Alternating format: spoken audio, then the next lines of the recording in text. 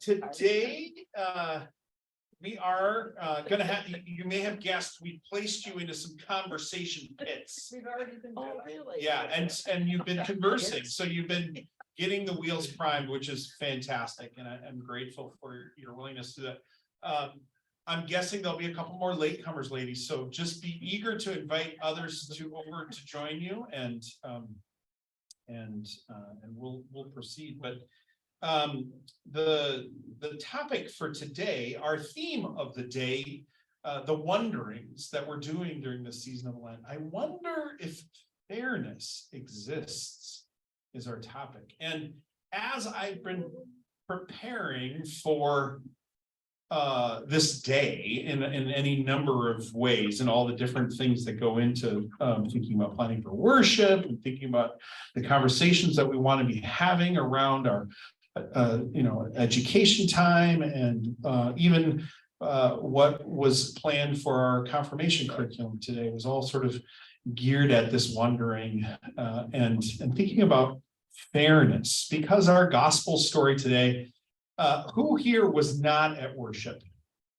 Okay, just so a quick reminder of today's lesson is a parable of the vineyard workers and the vineyard owner. And this is a well-known parable. The vineyard owner goes out first thing in the morning and hires workers to come help bring in the harvest in his fields, or to work in his vineyards. And he makes an agreement with them that he will pay them the usual daily wage, or a denarius, and they agree, and they go to work. And a little bit while later, the vineyard owner heads back out and rounds up some more workers. And he says, I will pay you what is due, or what is fair, or whatever. And they agree, and they come and work. And then again, a couple more times, he does this. Later on in the day, including the very last group, which only worked for about an hour. At the conclusion of the workday, he instructs his manager to pay to pay all the workers. And he says, begin with those who arrived last. We just had a text before that, before this story, where Jesus talks about the first shall be last and the last shall be first. And here we get the last are going to be paid first. And they get handed a denarius, the same wage that was agreed upon by those who started early in the morning. And as the workers cycle through, they're all handed a denarius, or the same amount. And then those workers who had been there from the very beginning of the day, they're expecting, it says they're expecting something greater, and they get handed the same denarius, and they object. And you can almost hear them say, but that's not fair. And so and the vineyard owner responds and says, no, I gave you exactly what you had agreed, upon doing. I gave you no less than that. And they said, yeah, but we've been here all day and it was hot. And we've been toiling away. And some of these people have only been here an hour, and they got paid the same wage.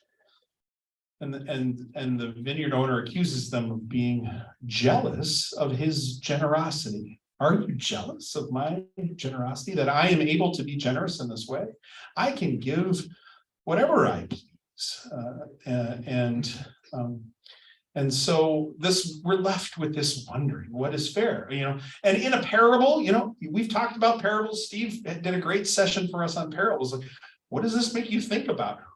And think of yourself in those different positions and those different roles. Are you think about what it was like as the vineyard owner experienced this, or a worker who started and worked all day, or maybe a worker who came later in the day, or even the one who came at the end, or even the manager who was like handing out the money,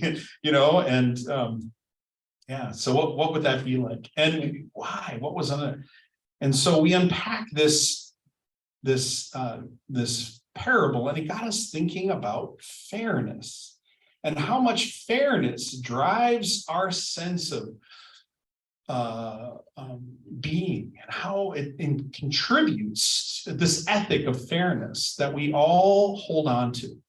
This is not something that we it's just not ethereal. It's something that we when something's fair, we pretty quickly can kind of decide, right? Does that feel fair? But here's the thing, it's very unique to the individual, right? The sense of fairness is specific to that person's story and what's going on in their life. I think it was in my devotion on Friday, I shared how, my brother and I, my parents were so desperate to treat us fairly.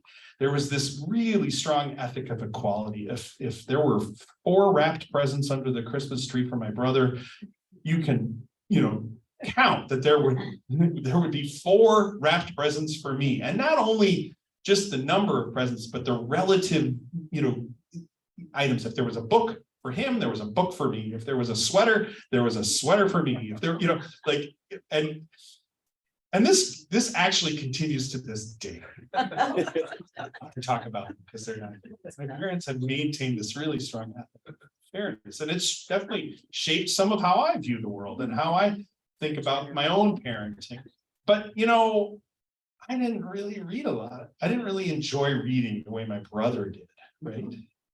And so when there was a book under the Christmas tree for me, I was sort of like disappointed, My brother loved it, and I was disappointed. Was that fair that we both got books? One definition of fairness, yes, and another definition, maybe not, right? And so that's the kind of thing I want you to talk about, that we're going to be talking about today.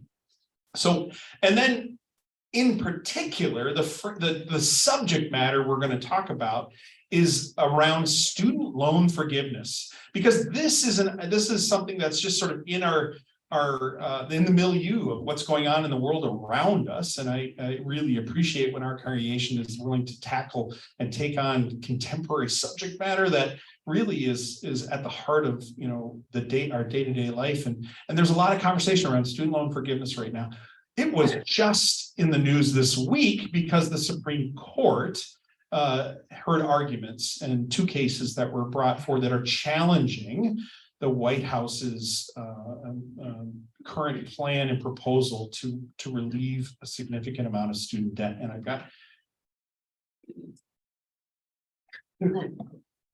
technology doesn't work. And you're seeing all the back of your head. All right. Oh, that's really small. Don't worry, I'll read it to you. But Americans owe $1.75 trillion in student debt. That's a T. $1 trillion, $1.75 trillion in student debt. That figure is 3 times higher than it was just 15 years ago. Not even within a generation. The amount of student loan debt has tripled. Now, you're all aware of the variety of things, and at the end of today's session, Dan Wagner is going to talk to us a little bit about some of the dynamics that feed into that reality and that have fed into that reality. And he's going to also offer us sort of one pathway or a series of suggestions for a pathway forward. So if you happen to have anybody in your life who is about to embark on a college journey, a journey of higher education, whether it be bachelor's or a master's degree, there are or an apprenticeship. There are other options. You don't just have to assume this debt. I think back to the just even recent experience of my own children going through the decisions about their own school and where to go, and thinking about the financial aid package. And I questioned the counsel and the advice that we received at that time, making me wonder that both of my children are going to carry school debt when they finish, and are they going to be able to pay that back? Or is it going to be something that really compounds and hangs over their heads and keeps them from doing other things? So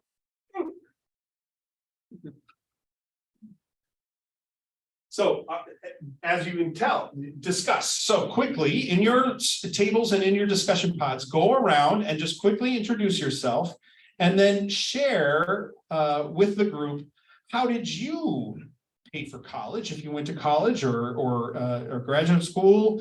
How, how did you pay for that? And did you carry any debt as a result of that?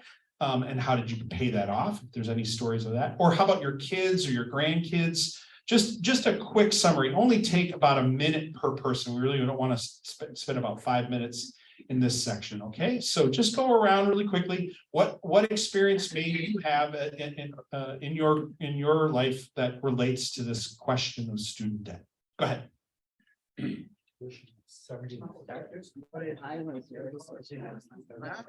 Back in the '60s, when I went to college in Augsburg, I had some scholarships that I applied for and got. And of course, the cost for tuition for the room was so much different than it is now. Even my mom was, we didn't have a lot. I pretty much. He didn't really want. I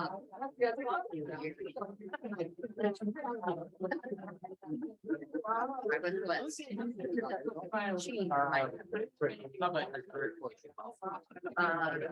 They got someday and a lot. We don't ask, are you paid up or when will you be paid up? But going on to medical. And that's why.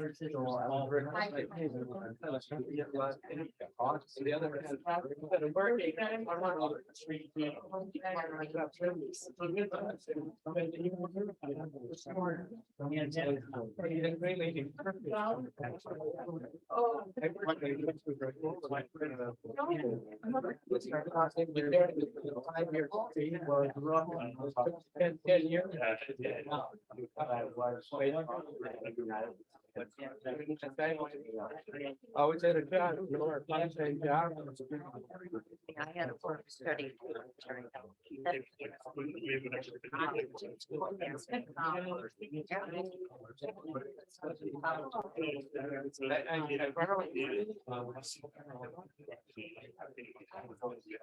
Whether it was situation or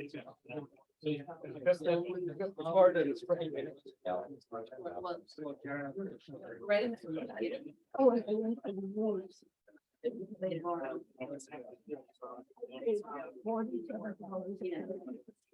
And that included.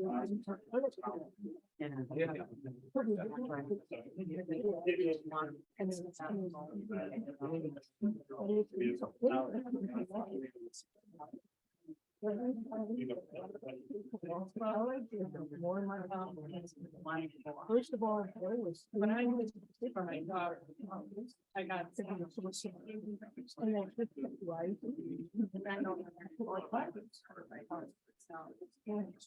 right.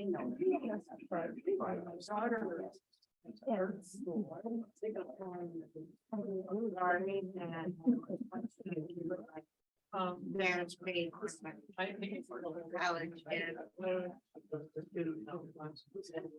very much when I read from the time I went to school and for a day, I was Olympic singer. Of assistance from my parents. And not living under.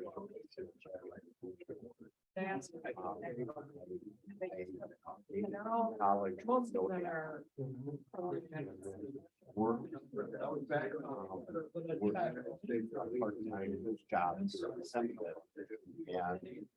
Part-time jobs. My bill.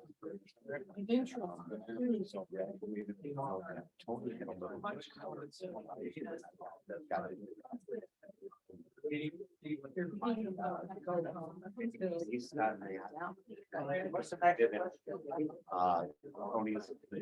Peter. What's the college on your kids or grandkids? Okay.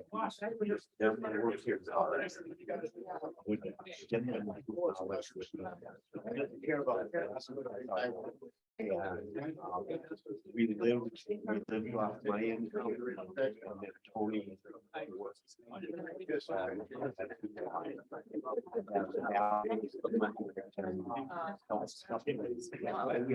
Kids given good scholarships. And they both got top level scholarships. And they both worked well. We paid them, I graduated college but then our son, and we also told them, you know, once you get to undergrad, you're on your own. Yes. Yeah. We'll help you with that. Yeah. Yeah. I, my son, scholarship was grant for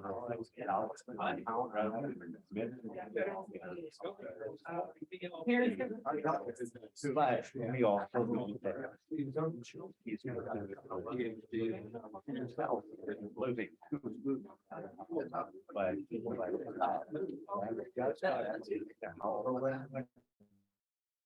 thinking about bugs me with that is that, well, even just rates cash 3%. He was paying 7%. Which Yeah, kind of. They can make arrangements, they can finance. Why would they have not?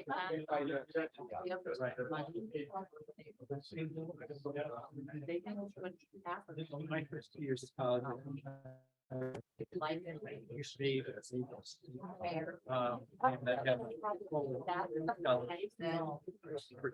Plus they gave me a job, so I.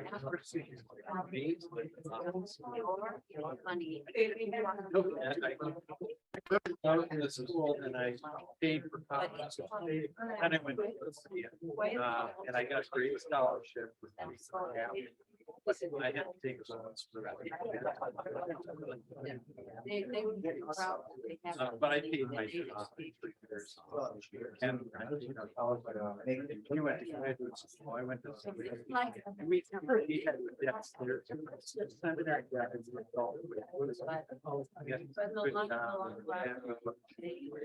So I got out of seminary and when I went to graduate seminary after I got a scholarship, full ride scholarship, but I had to take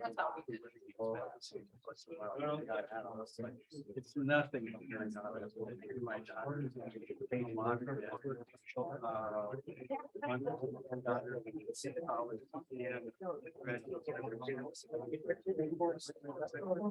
His daughter went to seminary after college. She had paid off. And then our youngest. Okay, let's see what I can go. Have a chance to talk. Yeah. In our family.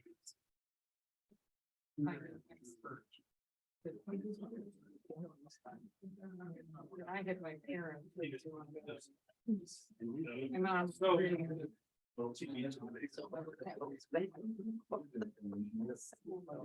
You carry the keyboard over there? Yeah. So let's just to orient ourselves to the kind of current proposals and the things that were talked about at the Supreme Court on Monday. The president's plan that he proposed last August is essentially this. It's to forgive $20,000 for anyone who has received Pell Grants. Those are the government funded grants, specific, through the government per person, or up to $10,000 in other types of qualified student loans. So those could be private loans, but so those are the distinctions: either $20,000 in Pell Grants or $10,000 in other lending. But there is an income cap. You have to make less than, you have to be currently making less than $125,000 a year or $250,000 in a household. So if you are one individual, if you're in a couple and if there's one person who has student loans, if you combined make more than $250,000, you wouldn't qualify. So if you have a spouse that has a high salary or something like that. So anyways, so that's basically the president's plan. The estimates are that that's about a half a trillion dollars, just over, almost $500 billion. But almost 90% of people who carry debt would see some relief. And so immediately your minds go to probably the same places, which is mine are, which is, yeah, but who has that debt, right? What are the types of people that are carrying student debt? And obviously a very diverse group of people, including many that you would think that even fall within those income categories, still have pretty good jobs, right? And maybe are in good circumstances or whatever, and may even eventually be able to pay off that debt. But there are plenty, we understand, that are overly burdened by this.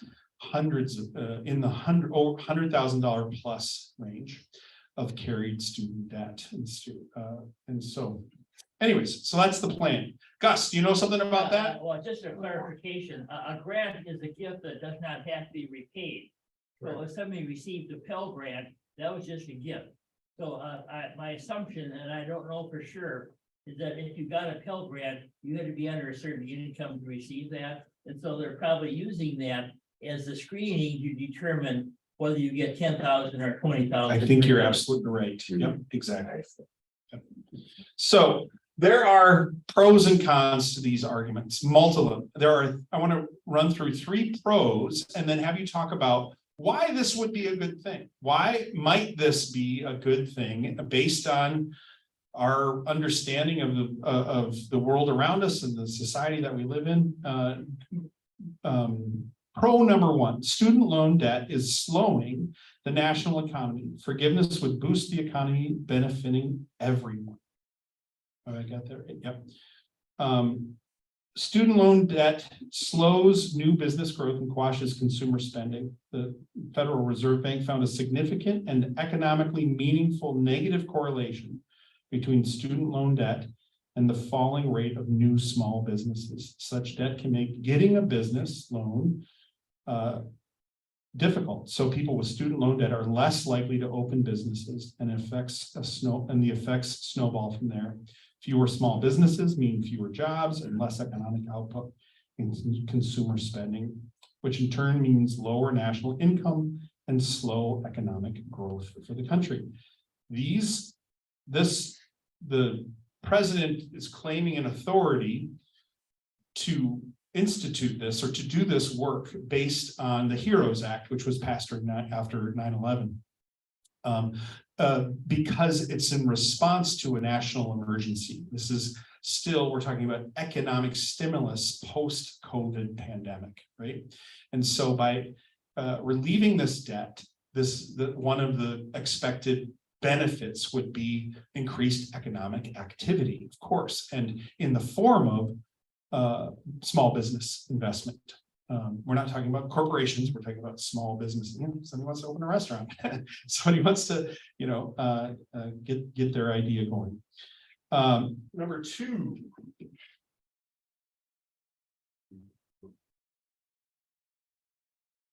Pro number 2. Student loan debt has disproportionately hurt Black students. Forgiveness could help rectify racial inequity. We're talking about equity there, right? Black college students borrow more than their white counterparts due to family income, generational wealth, parental education, and the types of colleges attended. So this gets at that question of the diversity of who is holding that debt. And we know that students of color are disproportionately represented in the population of people who carry that relative to the overall student population, relative to the overall debt burden. So, and then 3rd, if you want to know the sources for all of this, I can let you know. Student loan debt has this is a difficult word, infantilized Infantilized. Infantilized? Which syllable gets the emphasis?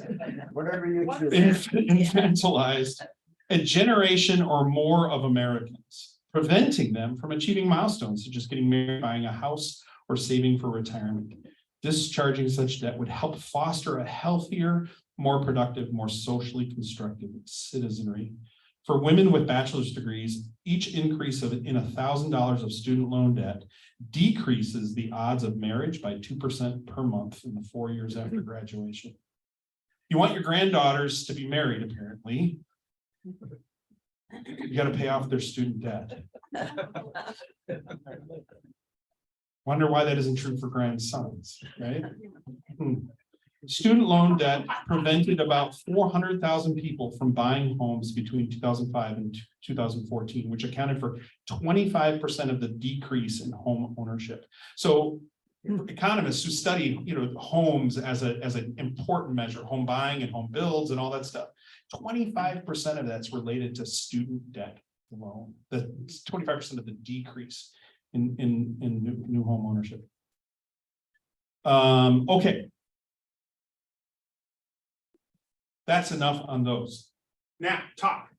Here is, those are the three cons. They're up there. These are the pros. Which of these three pros that I just described do you agree with? And what other pros would you see that have not been mentioned? There are others, certainly. Those are just the three I've pulled out of the things that I've been reading that describe this. So go ahead and talk about the pros. Just what's good about this idea of student loan forgiveness. We're going to take 5 minutes. Well, if the pros apply, not only apply to student loans, they apply to my home mortgage, my car loan, and It's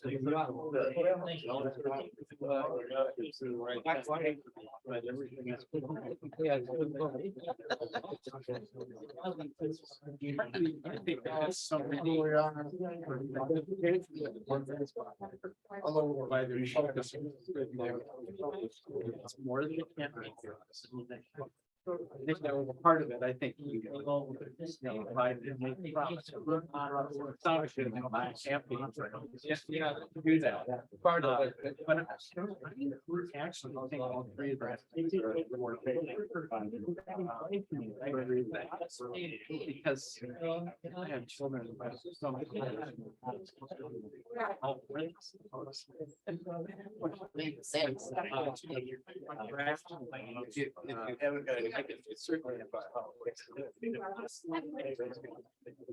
I am convinced more than last. That is news. Having things that it's like we can naturally get. We didn't have so much of that.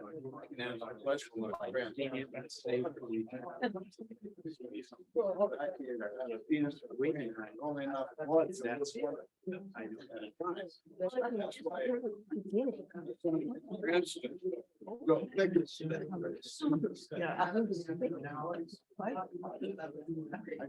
What else do you wanna know?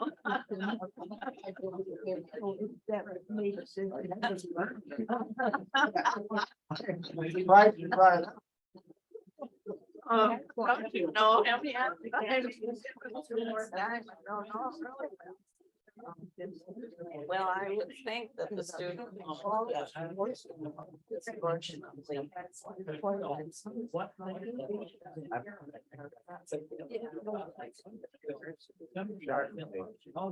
The argument I heard was recently, but it's not all. People. Once it's taken.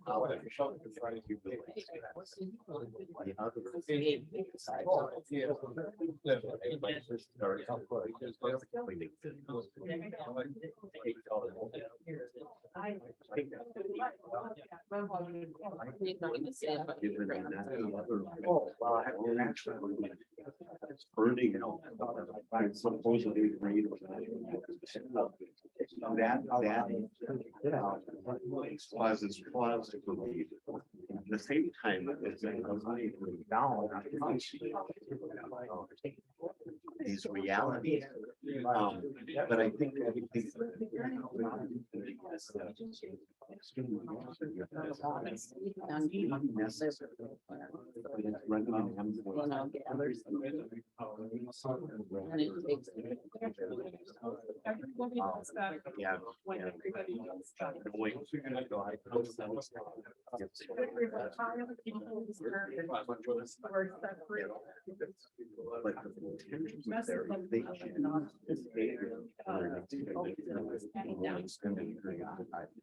That my son-in-law.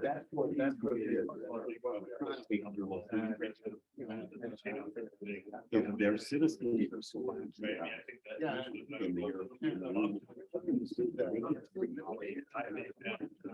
Their college education. Yeah, maybe you'll make a fence out. We're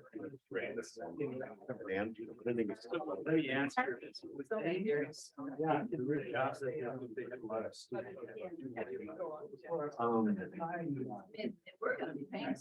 2 minutes. Yeah, that's my. No. 2 minute warning. But that's the forgiveness opens up the possibility for people to enter professions that are. Maybe some of you are. Oh, yes, I. I was thinking of it's not a concrete. Oh, okay. That. I think it's survived.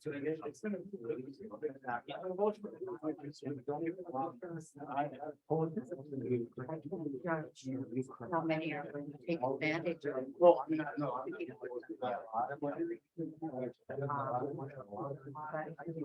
Here's, that's exactly. They just go and write so much. And I think about all these. They don't have. There's a couple of things that. But we're talking. Okay, wrap up your conversation. I'm gonna ask, for some of the more compelling ideas that have floated up around these pros.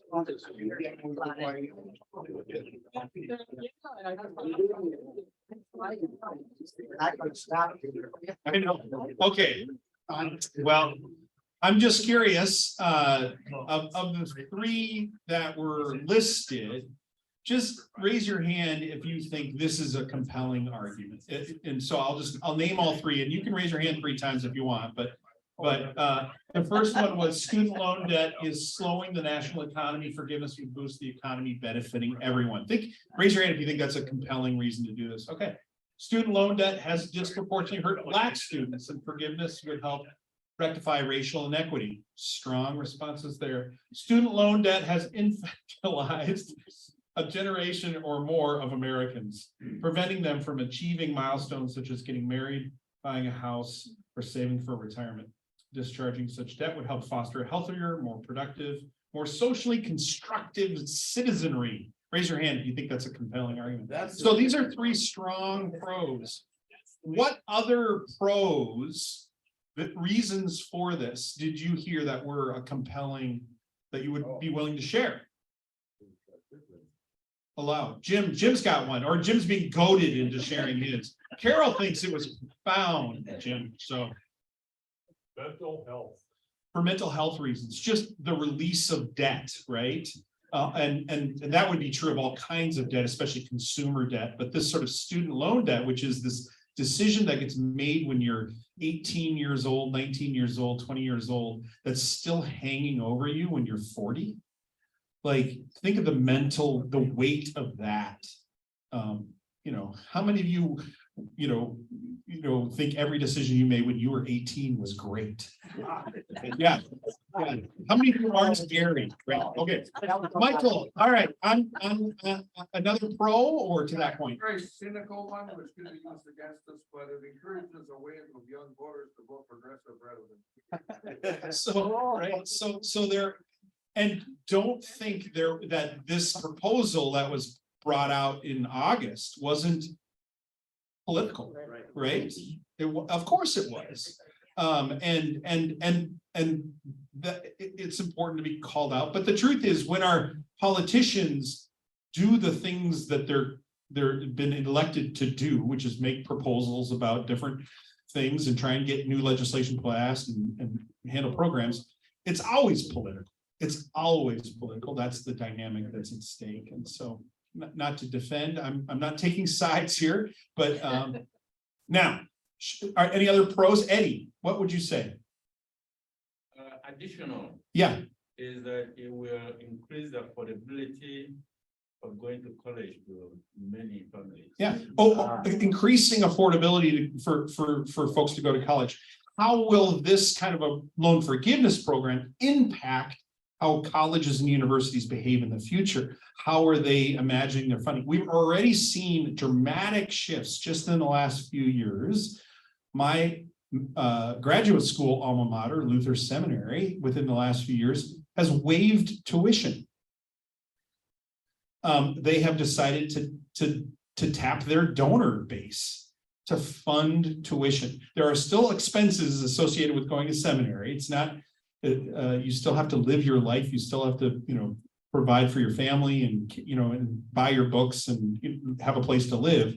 But the actual cost of tuition in a certain program is completely waived. Gary, how do you respond to that? Well, that resulted from a gift to the seminary of some 32 million or 38 million dollars. Correct. Yeah. Was From it a private the donor Buntrocks, who right? wanted that to happen. Yeah. So, Yeah. I mean, so the generosity of others are directing that towards colleges and universities. If you want to attend Stanford University, and if you qualify with not a very low income threshold, it's free. It's free to go to Stanford. You got to get in, right? But you can go to Stanford. Anyways, Steve. One thing I think that it opens the door to is a more altruistic career decision for people. If they're burdened with debt, they have to get a job that pays at a certain level to accommodate the debt. If they do not have the debt, they may choose a more altruistic course. it's a good point. Yes. I'd much rather be a social worker or a school teacher, but I guess I'm gonna have to be an engineer or a lawyer or, Peter. The opposite would also be true because of different kinds of loan forgiveness programs out there. Where if you go through college and you have this debt, you can also choose to do an altruistic career path to not have that debt. The rural hospital that served the community in Montana where we lived, that was how they continued to recruit doctors. Was people would come and commit to working for the healthcare system there for a period of time, and they paid off their student loans, their medical school debt, or some portion thereof or whatever. And then as soon as they got that paid off, boom, off they went. Some stick around every now and then. Yeah, Gus. One more thought about pros. I want to shift our conversation to cons, and then because we got to create some space for Dan. Kind of an analogous situation that many of us can identify. If you're buying a home, who can take out 300,000? So usually you take a mortgage. It might be a 30-year mortgage, and every month you pay on that. And when your 30 years is up, you say, "Oh boy, that's over. I don't have to pay anymore." A big celebration. So turning the mortgage, I'm done. And so you got that hanging over your head for 30 years or 20 years or however long the mortgage was. So many of us have had that experience. And so it's something we can identify with as far as having the payment of a mortgage compared to a payment of a college debt that you have to repay. Right. Yeah, different kind of debt. Gary, can I turn to the cons? Yes. We're under the clock. So, con number one, student loan forgiveness is an abuse of the loan system. People must be held responsible for their personal economic choices. This is the fairness argument, right? This is, I paid off my student loans. Why can't you? And now you're asking to use my tax dollars or my future contributions to the government to pay your debt that you chose to incur. personal responsibility, important. We're gonna go through these, Trish, and then you're gonna talk about this at your table. Okay. I don't get to announce it to the whole group. Number 2, student loan forgiveness would disproportionately help rich or more financially secure college graduates, right? So this doesn't address people who don't go to college, who are struggling in society, right? Who also maybe have debt of their own, probably consumer debt. But it's targeted just at the segment of society that arguably is positioned to do better. They have the education, theoretically. Why would we need to help them further when there are other greater needs, that kind of thing? And then the third con is discharging student loan debt would only be a temporary bandage for the much larger problem of inflated college costs. True. So, I can prove it. Says Stan. All right. So again, talking your tables, which of these cons seem compelling to you if you were now arguing against this student loan forgiveness plan? What's compelling to you, and what other cons do you see with this plan? We have 5 minutes. I'll put them up. Are we talking about student loan forgiveness in general conceptually, or are we talking about a administrative action, the president's action? In the context of this conversation, I suppose I put before us the president's plan that also the Supreme Court just heard arguments on Monday. Everybody's saying it's likely that they're gonna, overturn it. But there are a number of proposals still on the table, some that are way more generous. Elizabeth Warren's up to $50,000 of debt forgiveness, to complete debt forgiveness being proposed by some, to much more modest, $5,000 and $10,000 plans, just to see if there could be some benefit from this type of forgiveness. So, what are the cons? So the 3 that we've talked about are on the screen, but there are others, I'm sure. You have 5 minutes. Kind of like the second con, like, It's hard not to be kind of I feel like those things are true as well. I understand. But why bring my students? Why not other debt? Why not work? That might be another con, I suppose. If you do this with students, what happens when you do mortgage debt for reduction? I think.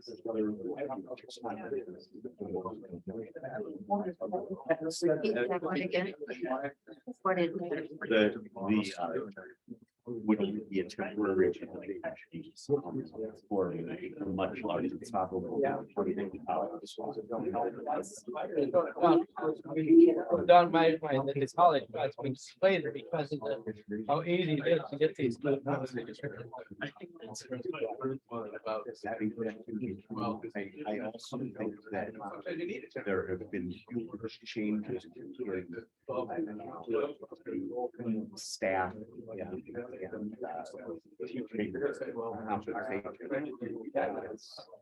And the expectation of people for housing conditions, the board situations are going to be, what the facilities enable, the technology and all that.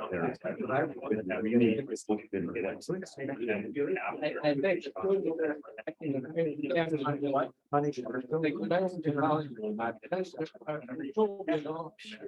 and share the bathroom with for us in a private house. And now they don't want the dorms, they want apartments with all the bottoms. So the expenses are fairly different than in the 60s. And they're building everybody. yes, there's competition. If they don't do it, they lose.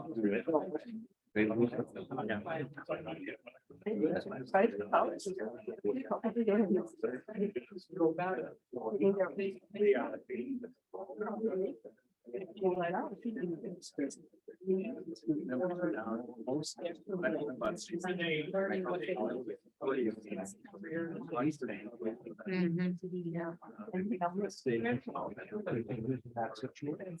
has done a little better than some because they use some computer. Some of their older, older than typical.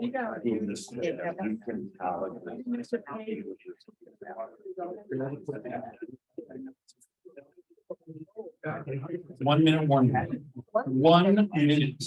If you're.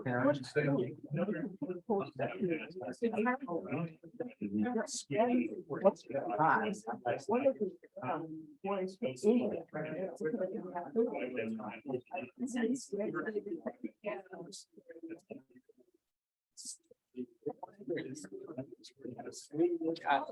Okay, I'll be taking a poll again on which of the cons you found to be most compelling, and then we'll just quickly throw out a couple of others if you have them.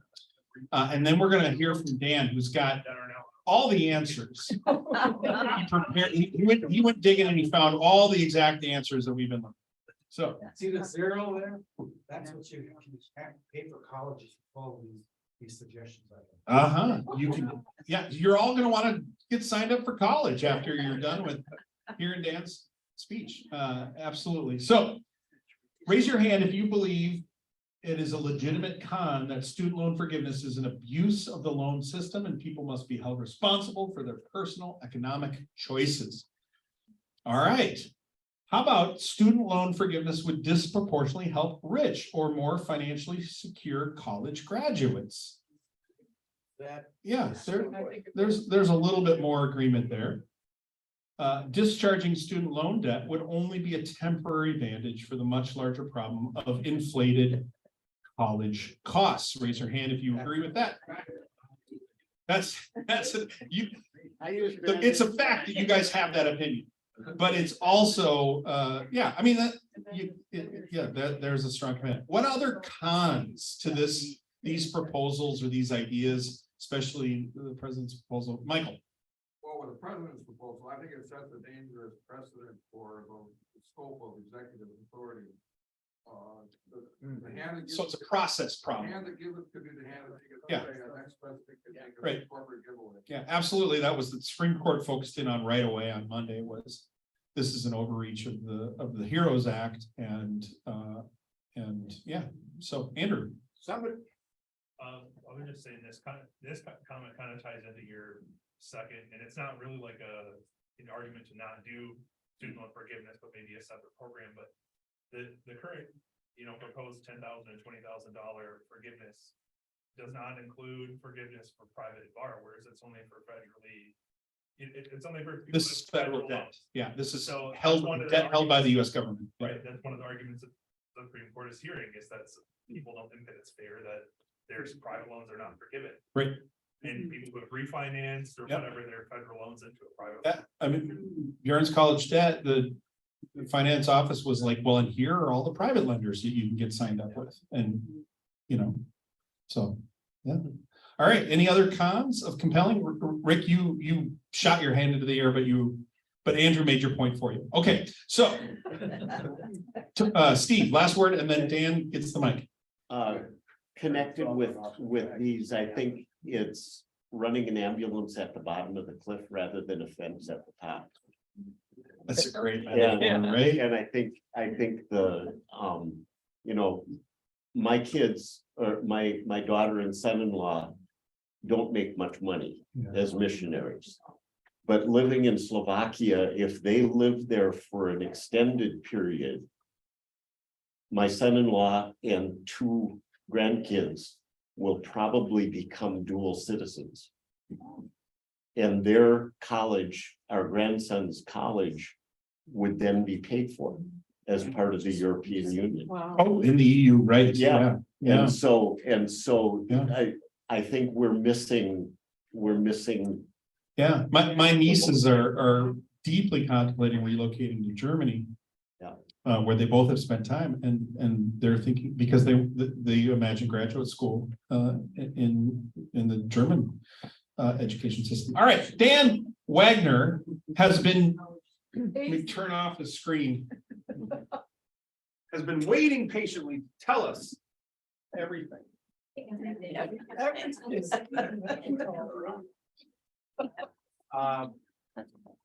Okay, a little background for those of you who don't know. Right on the mic. You gotta get on the mic. Background for those Stand closer. who don't know my career background. I'm a former college president, a former university principal executive, and also a major policy makers in Minnesota for the last 20 years when I've worked. My whole life has been devoted to two things: equity and access. And I'm going to mention these because it's against the screen for how we get to the 0 on the bottom here. In 1976, when I became a college president of a large Wisconsin 2-year college, I eliminated all costs for high school students to go to that institution free and to explore careers and to take courses while they were in high school for their 2 years. I call it technology preparation, tech prep, and that became quickly a state mandate as the governor appointed me to make it a state mandate. And after that, it became a federal law when we introduced it as an amendment. Don't ever introduce a law and make it an amendment to a national law. We made it an amendment to the Carl Perkins law, and it was passed, and $200 million was distributed around the United States, where students nationwide could go to 2-year colleges or 4-year colleges free if they were taking courses related to their occupation. So that background piece is important because it's a federal precedent. Just kind of remember that. So again, access and equity have been my key things. But most important also is I listen to this room here, and all I hear is college or university people talking, and that's wrong. This does not represent the society of our United States. You represent a segment of the United States. I have handouts which I won't have a chance to give. One shows a $100,000 a year elevator occupation, which is to repair elevators, which doesn't cost much to be prepared as. Another is a plumber, which averages $100,000 and $250,000 a year if you start your own business in plumbing. And I can go on and on regarding the trades, but they're neglected because if you have a degree, you feel your children are a failure if they don't get a degree. Wrong. Therefore, there's a whole segment of society that's being ignored and being troubled. So I think maybe, Peter, I'm going to skip a lot of what I have to say because I don't have time. And let's go to this. Also, a lot of these students who have incurred debt have done it out of ignorance. They've done it because high school counselors in Minnesota essentially don't exist. We have the lowest ratio of high school counselors to children in the United States, but 2 years ago we became 48 because Mississippi did some things and so on and so forth. But still, we're one of the worst positions in the United States on that. And these people also have to take care of mental health reasons, abuse going on in the high schools, and they don't have time for a career education. So I was going to mention this earlier and I got sidetracked in my mind. That happens to you and me often at my age. When I retired, I didn't retire. Well, okay, I'm a retired director emeritus from the Minnesota State Universities and colleges. But I really retired from the University of Minnesota because the last 4.5 years of my life was spent working for them because they were so scared, and so was the state universities, that this prize would not be credited to them. And it was called the virtual university system. So I worked on that for the last 4 years of my career, and at the same time, the virtual career office. And that has become, by the way, one of the most visited sites in the United States. And I made sure it was not copywritten, so now it's in every other state too. And I can show you what this does and I will kind of work down the sheet, I guess, a little bit, and I'll skip a lot of what I was gonna say. Essentially, again, that's a big problem. So students are making decisions without proper career advice. And I've been counseling a student, and she decided she was going to become a astro engineer and aerospace engineer. And that's a 5-year degree, of course, and I did a skills match against that versus an astrophysicist, and showed her that she could be doing the same job with the same tasks. And I can prove everything I say, believe me, because that's where I come from, it's data.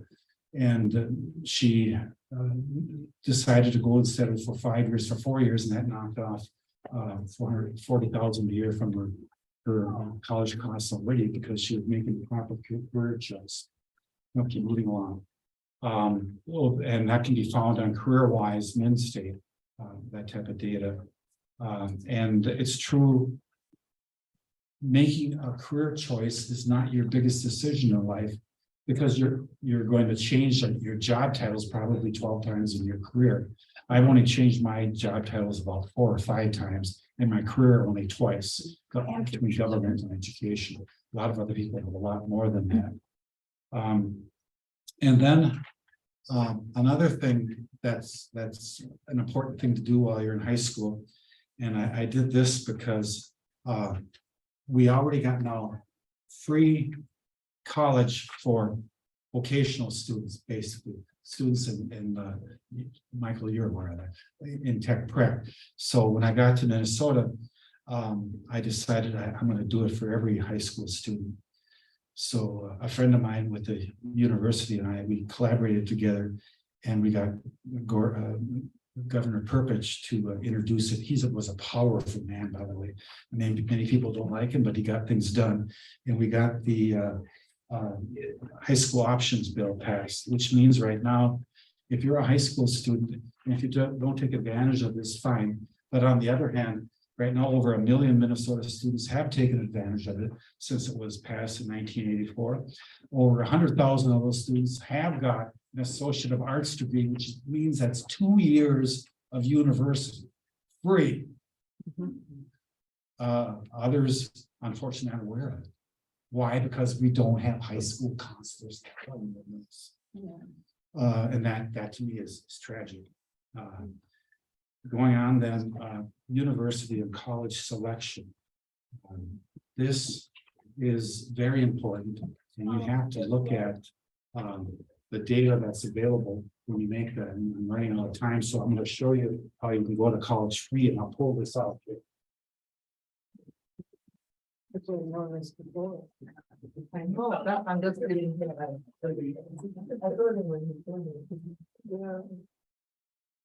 So this young lady I counseled, again, she had chosen Iowa State as her choice of institute. Oh, hang on, this is the data.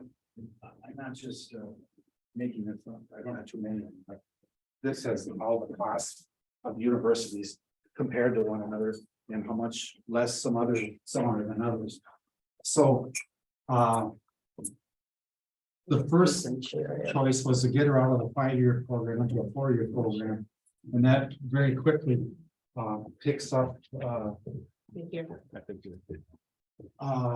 from her cost at Iowa State for $185,000 to go 5 years to become an engineer. Remember, Iowa does not have reciprocity. She didn't know that. Nobody told her that. She signed up, paid money to get her to go there, and actually had a scholarship coming her way, and she had to turn down because she didn't know Iowa did not have reciprocity, which means they were charged her $185,000 to go there. Whereas she can go to if you see that other sheet floating around, Minnesota colleges and Wisconsin colleges for under $100,000 a year. So right away, we knocked this down. She, by the way, chose North Dakota State. that's fine. And this, it's a marvelous institution, and she's an astrophysics now. And she said, I can't find an astrophysics degree. I said, that's because astro, which is aerospace, is a minor. But you look for the major, which is physics, and then you add the minor later. At the same time. So now we're down to 93,000 for the cost. So we saved 92,000 per year.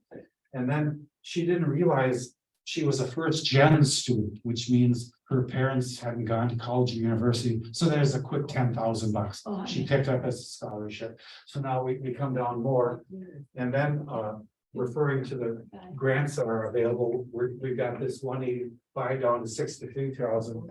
Internships are mandatory, folks, if you want to have a good job, if you want to learn while you're going to the university. And for anyone who doesn't do this, you're scurried, because it's so important to your career preparation.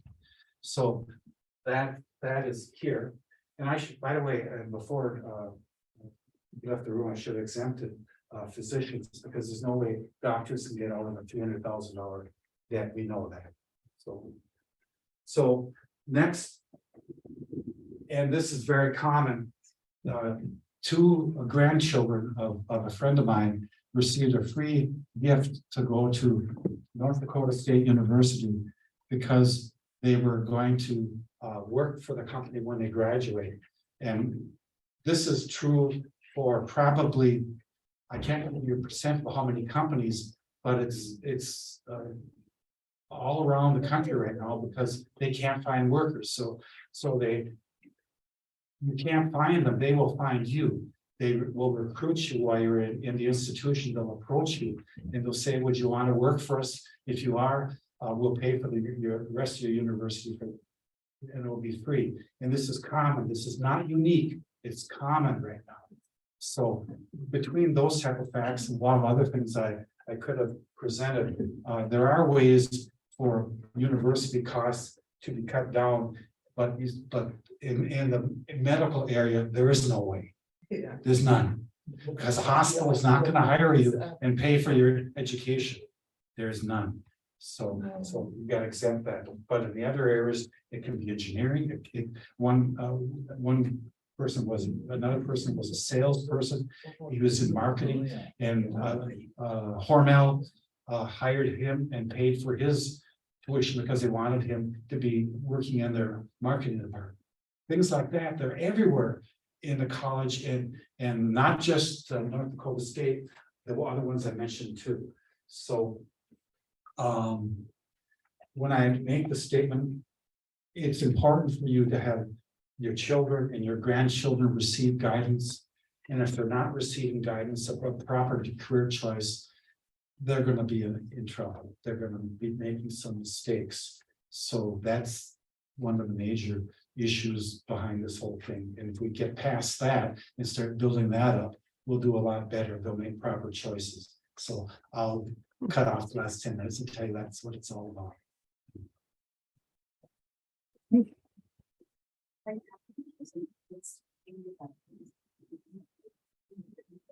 Interesting. It's especially interesting because us with the diabetes problem. Yes.